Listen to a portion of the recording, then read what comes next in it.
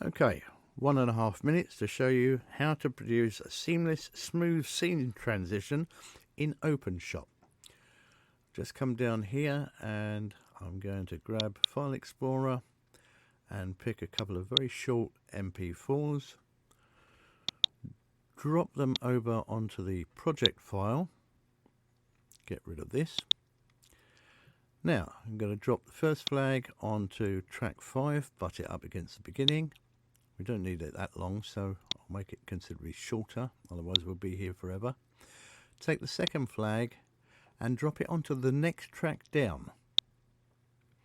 Now, if we come up to the first flag and right click on it, and we'll move up to fade,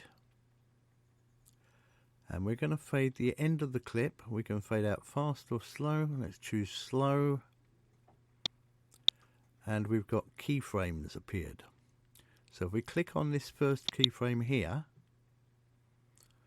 we can then click on the second flag, butt it up against it, and what we should now have is a seamless, smooth scene transition between the two pictures.